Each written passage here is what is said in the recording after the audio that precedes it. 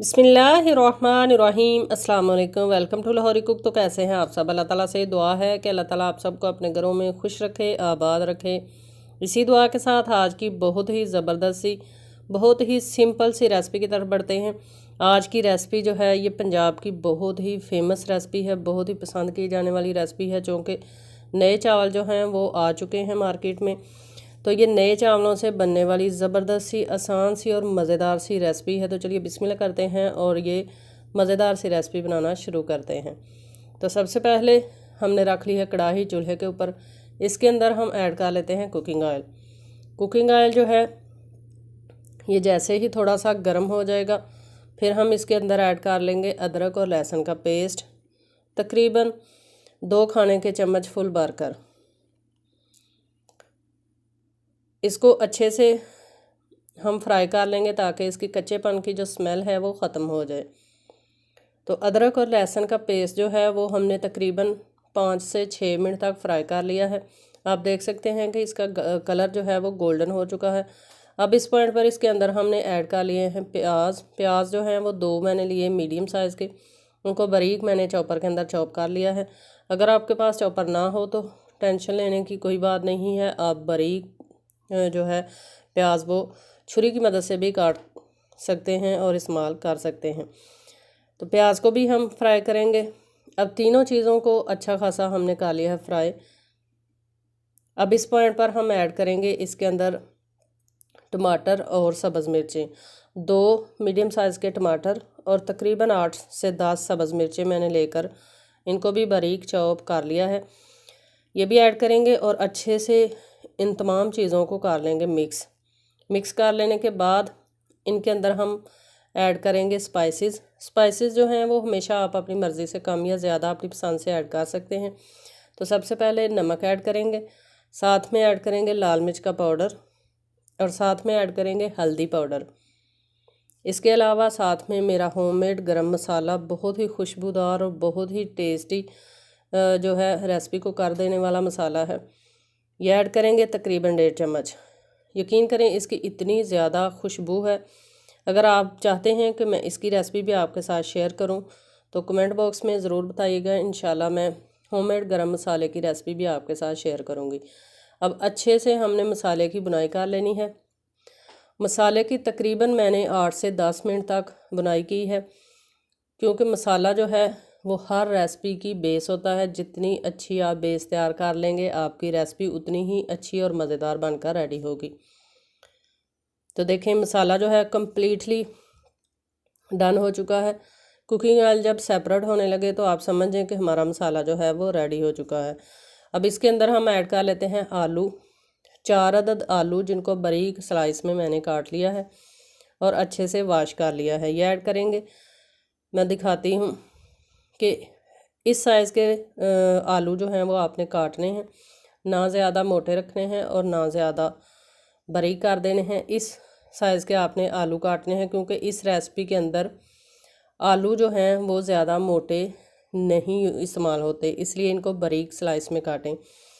अब आलूओं की अच्छी खासी हम बुनाई करेंगे, तकरीबन 6 से 8 मिनट तक आलूओं की हमने मसाले के साथ बुनाई करनी है। रेसिपी जो है ये इसका नाम है पिच की कड़ी, यानी चावलों के ऊपर से नए चावलों को बॉयल करके जो ऊपर से पानी उतारा जाता है उसको हमने ज़ाया नहीं करना, उसको हम कड़ी के लिए इस्तेमाल करेंगे। यकीन करें इतनी मज़ेदार ये रेसिपी बनती है, आप एक बार इसको ज़रूर ट्राई कीजिएगा। तो आलूओं को हमने बहुत ही अच्छे तरीके से कर लिया है फ्राई। आप देख सकते हैं इनका कलर भी टोटल चेंज हो चुका है और तकरीबन हाफ़ जो हैं आलू हमारे डन हो चुके हैं। इस पॉइंट पर इसके अंदर हम थोड़ी सी पालक ऐड करेंगे।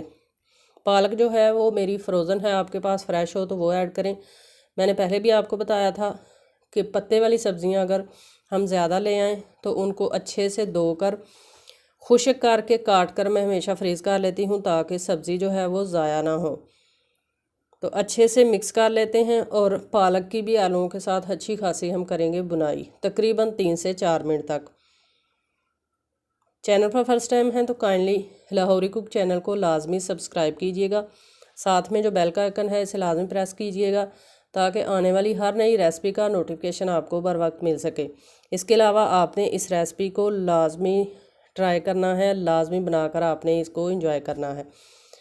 تو پالک کو بھی آلووں کے ساتھ ہم نے اچھے سے بھون لیا ہے۔ آپ دیکھ سکتے ہیں کہ بہت ہی اچھے طریقے سے دونوں چیزیں جو ہیں وہ اچھے سے بھن چکی ہیں۔ اب اس پوائنٹ پر اس کے اندر ہم کر لیتے ہیں پانی ایڈ۔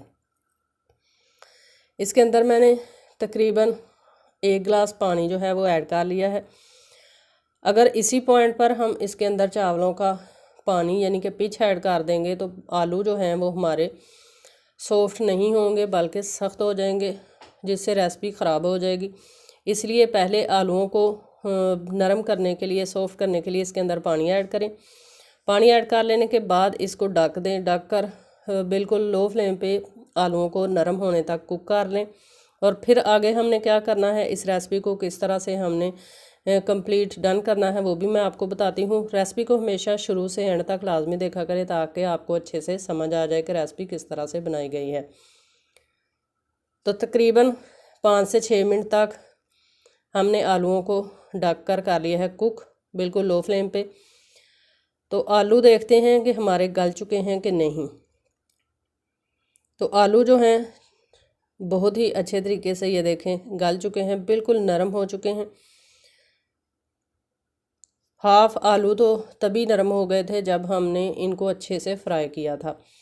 اس پوائنٹ پر ہم نے ایڈ کر لینی ہے اس کے اندر پچ، یعنی کہ چاولوں کی کڑی، چاولوں کا پانی، جو ہم نے چاولوں کو بوائل کیا اور اس کے اوپر سے اتر جانے والا پانی جو ہے اس کو ہم نے ضائع نہیں کیا، اس کو ہم یہاں شوربے کے لیے استعمال کرتے ہیں۔ یہ بہت ہی مزیدار سی پنجاب کی فیورٹ ڈش ہے اور یہ صرف اور صرف نئے چاولوں سے بنتی ہے۔ پرانے چاول اگر ہو جائیں تو اس سے یہ ریسپی بالکل بھی نہیں بنتی۔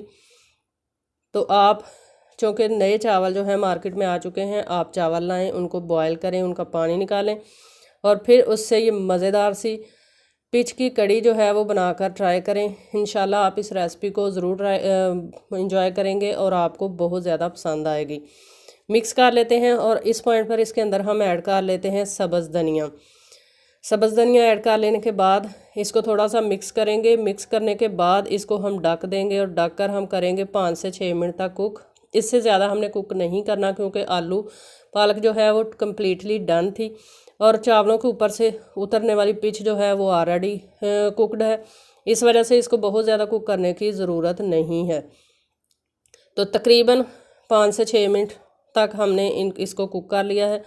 تو مزیدار سی ہماری پچ کی کڑی جو ہے وہ بن کر ہو چکی ہے ریڈی۔ تو آپ دیکھیں کہ کتنی ہی دیکھنے میں یہ مزیدار لگ رہی ہے اور اس کے اندر سے اتنی پیاری سی خوشبو آ رہی ہے۔ اس کو آپ وائٹ چاولوں کے ساتھ انجوائے کیجئے گا۔ اب اس زبردست سی مزیدار سی کڑی کو ہم کرتے ہیں ڈش آؤٹ چاولوں کے ساتھ اور پھر اس کی آپ کو فائنل لک دکھاتے ہیں۔ فائنل لک مس کیے بغیر کبھی بھی نہ جایا کریں، ہمیشہ فائنل لک لازمی دیکھا کریں۔ تو ماشاءاللہ سے تیار ہے ہماری بہت ہی مزیدار سی، بہت ہی سمپل سی اور ٹیسٹی سی ریسپی پچ کی کڑی۔ آئی ہوپ کہ آپ کو یہ چھوٹی سی ریسپی پسند آئی ہوگی۔ ریسپی پسند آئی ہے تو اس کو لائک کریں، فرینڈز اور فیملی ممبر کے ساتھ ریسپی کا لنک لازمی شیئر کیا کریں، پیارا سا کمنٹ لازمی کریں اور اس ریسپی کو بنا کر ضرور ٹرائی کریں۔ انشاءاللہ پھر لوٹ کر آئیں گے ایک نئی آسان اور مزیدار سی ریسپی کے ساتھ۔ تب تک کے لیے اپنا بہت سارا خیال رکھیے گا، دعاؤں میں یاد رکھیے گا۔ اللہ حافظ۔